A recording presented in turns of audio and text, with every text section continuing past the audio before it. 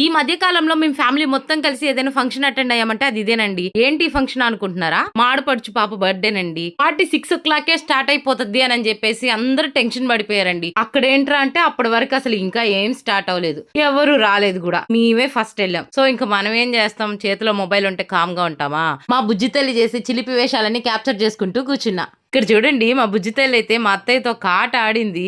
తను అక్కడ కూర్చోవాలంట, మా అత్తయ్య కూర్చుంటే నువ్వు అక్కడ కూర్చోవద్దు కిందకొచ్చి కూర్చోమని చెప్పి కూర్చొని మరీ చూపిస్తుంది అనమాట ఇక్కడ. ఫస్ట్ ఆ విషయం మా అత్తయ్యకి అర్థం కాక అది ఏం చెప్తుందా అని అడిగింది. కొంచెం సేపటికి మా అత్తయ్యకి అర్థమై చూడు నన్ను లేసి అక్కడ కింద కూర్చోమని చెప్పి కింద కూర్చోమంటుందని నాకు చెప్తుంది. సో తశ్వి క్లియర్ గా చెప్పడం రాకపోయినా ఎక్స్ప్లెయిన్ చేస్తుంది అనమాట. అదే ఇలాగ సైకిల్ తోటి. అశ్విన్ బయటకి తీసుకెళ్తే చాలు ఇంకా అసలు పట్టలేమని. వాళ్ళ డాడీ ఉన్నాడంటే ఇంకా అసలు చెప్పబడలేదు. వాళ్ళిద్దరే ఉంటారు ఎక్కడ వెళ్ళినా. చూడండి చక్కగా కూర్చొని కబుర్లు చెప్పుకుంటూ ఉన్నారు. ఇంక ఇక్కడైతే అందరూ వచ్చేసారండి. ఆల్మోస్ట్ ఫంక్షన్ స్టార్ట్ అయిపోయింది. ఇంక ఇక్కడైతే మన బర్త్డే గర్ల్ కూడా కేక్ కటింగ్ కోసం వచ్చేసింది. సరైన గుర్తుపట్టింటే కమెంట్ చేయండి.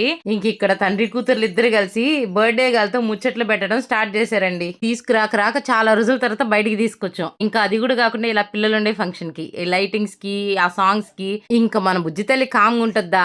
ఫంక్షన్ లో మొత్తం రచ్చ చేస్తూ కూర్చుంది. ఇంక ఇటు చూస్తే దైవి షెట్ వెళ్ళిపోయాడా అని చూస్తున్నానండి. ఇంకా సార్ కూడా బర్త్డే గర్ల్ ఎత్తుకొని కబుర్లు చెప్తూ కనిపించాడు ఇక్కడ. దైవిష్ అట్లా చూడకరా, ముఖంలో ముఖం పెట్టి పాప భయపడుతుందిరా అంటే, లేదు మమ్మీ అది నన్ను భయపెట్టడానికి ట్రై చేస్తుంది అని చెప్పి నవ్వుతూ ఉన్నాడు. సో అలాగే పిల్లలైతే బాగా ఎంజాయ్ చేశారండి ఆ రోజు ఈవినింగ్. మన యశ్వమ్మని విష్ చేసి రిటర్న్ అయిపోయాము. ఇంతేనండి ఈ వీడియో. మీకు నచ్చినట్టయితే ఒక లైక్ ఇచ్చి సబ్స్క్రైబ్ చేసుకోండి.